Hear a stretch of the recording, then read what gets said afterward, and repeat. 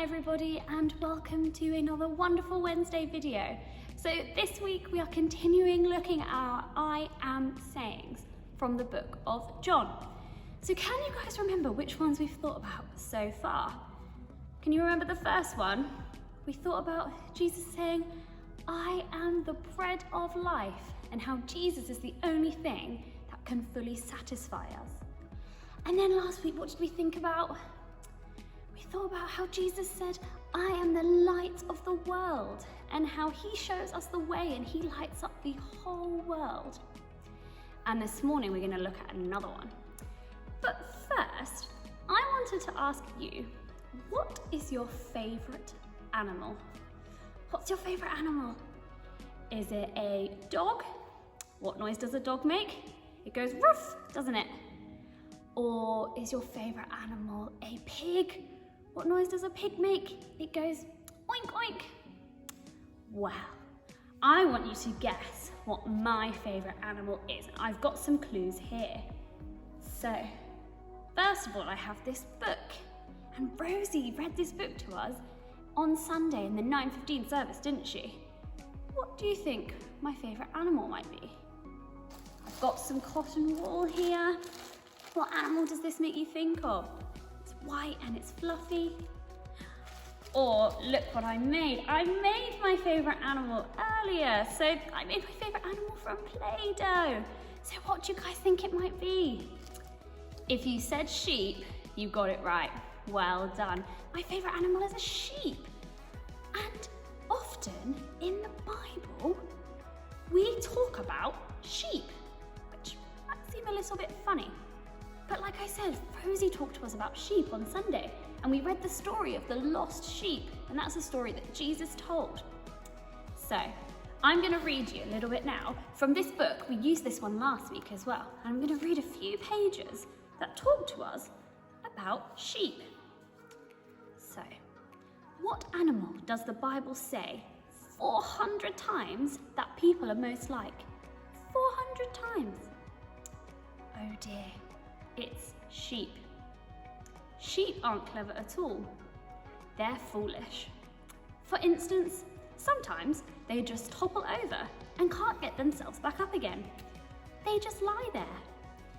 And they're constantly falling off cliffs, or going to unsafe places and getting stuck, or eating poisonous things, or getting hurt, or running off and getting lost, or even not finding their way home again, even if their fold is in plain sight.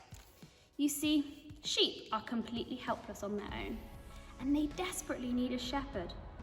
And God says we are helpless on our own too, and that we desperately need a shepherd.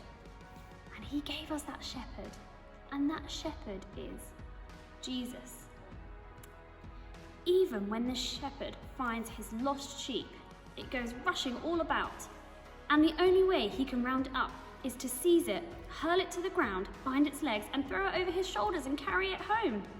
The poor sheep doesn't understand. It thinks it's being captured. But the shepherd is saving its life. And sometimes we don't understand what God is doing in our lives either. It may even look like God is hurting us. But we can trust our shepherd who loves us, and he carries us close to his heart. And now we're going to look at a bit called the Good Shepherd, and that's the bit we're thinking about today. So, don't be afraid, little flock. I'm your good shepherd. You have everything you need. When you're hungry, I'll feed you. When you're thirsty, I'll give you water to drink. When you're tired, I'll bring you to cool shade where you can rest. I will rescue you, protect you, and love you. And in the Bible, Jesus describes himself as the Good Shepherd.